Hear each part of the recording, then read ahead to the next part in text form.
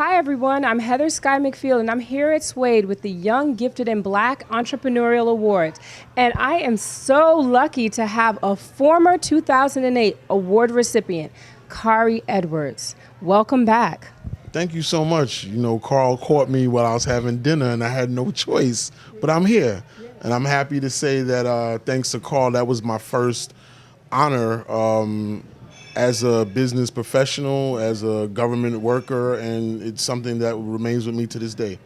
That's awesome. So tell us a little bit about what you were doing at the time that you were awarded in 2008. So 2008, I was the regional rep for Governor Elliott Spitzer, handling most of the Brooklyn political scene, as well as some relationships with different agencies.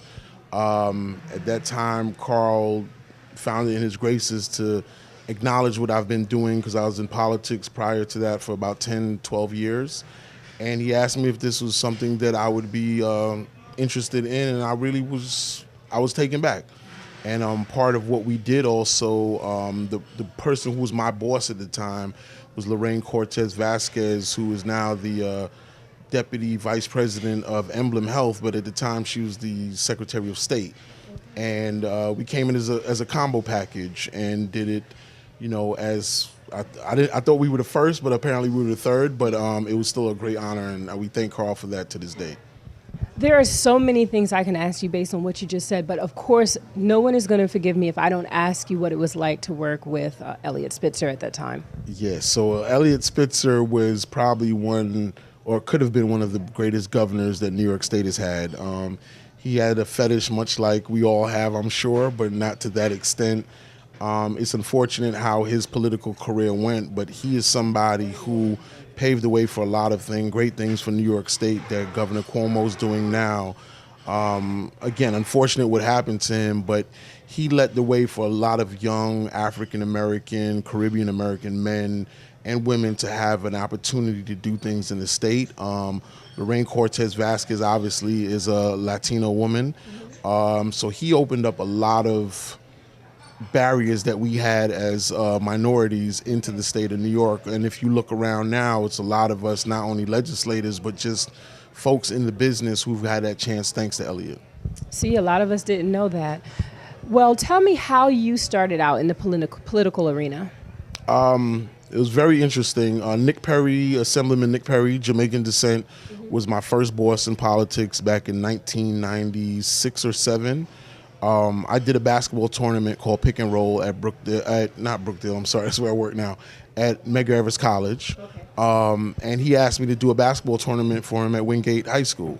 We did a very successful one, but in understanding how much it took to put something like that together, he said, you know, it'd be cheaper to hire you rather than turn around and keep giving you grants. And that's how I started my political career in 1997. Well, that's an interesting place to come from, basketball. What were you doing before you were in politics? Pretty much nothing. I tried to follow behind my cousin Kenny, who did a lot of entertainment things, a lot of parties. Carl also did one of the greatest parties that I know of, First Fridays. And so me being a somewhat of an entrepreneur, wanted to do parties. So I started a dollar barbecue at my house, and that kind of raised the level of my Rolodex, so to speak, and a lot of basketball players passed through there. So I decided to do Pick and Roll, which was a one-day single elimination tournament, and it grew for about 20 years until I stopped. And from that standpoint, we started to incorporate kids, clothing companies, try to do a lot of the brand marketing, and that started my whole political career, interestingly enough. But basketball, you know, I'm a decent player. I could beat Carl, but I don't know if I could beat anybody else. But this was a way for me to just try to be part of the game, and as well as make some money in doing it. Right. Well, you know what? That's interesting, because that's like real grassroots, like started from the bottom, now I'm here type of story. What would you suggest for young people that are interested in getting in entertainment or politics or following a similar path that you, like what you're in? My biggest advice to anybody, especially who the young, gifted, and black target, is take what you have, make it your own, and if you do it diligently, then the success is going to come to you no matter how you end up.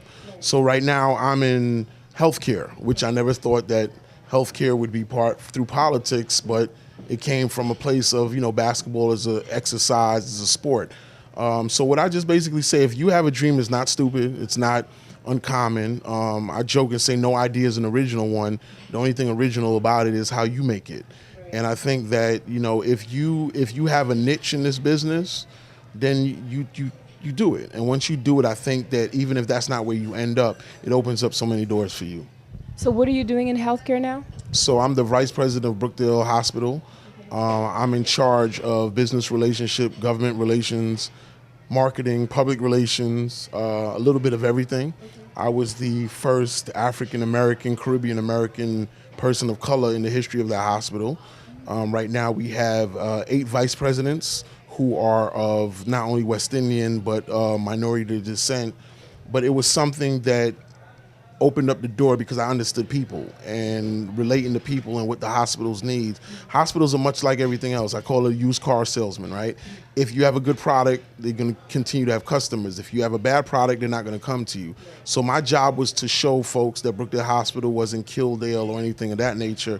It was a place where we can come, save lives, and we're somebody big for the community. And I'm actually happy to be here at Suede because funny enough, Shaka, who is, the owner here, played basketball with me and for me at Medgar Evers College. So the world goes 360, and there's two degrees of separation, if I'm not mistaken.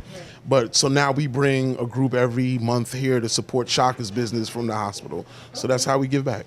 Okay, well, on that note, what would you say or advice would you give to people in regards to networking or mentorship? So, CACI, I believe, Caribbean Chamber of Commerce, says networking works. It does, but more importantly, the relationships, the way you go about it. I tell folks in politics, you could get recycled 10, 15, 20 times. All jokes aside, Carl started, his First Fridays years ago, and now look what he's doing. So I think when you're good to people, when you're honest with people, and you build those relationships, those things last a long time. And it has nothing to do with money. It has nothing to do with prestige. It's just being able to call Carl and say, hey, look, I need a favor. Or if I call Shaka and say, look, I got 20 people coming, hold me a table, those relationships work. And if they call me and say, look, my aunt, my cousins in Brookdale Hospital, we take care of them. So the one thing about it is true, it's not always what you know is who you know, but I think if you combine both things, then it makes you a big player in the game. I hear that. I think I might be going to Brookdale because I know you. Well, thank you so much for gracing us with your presence and, coming away from your dinner to talk to us.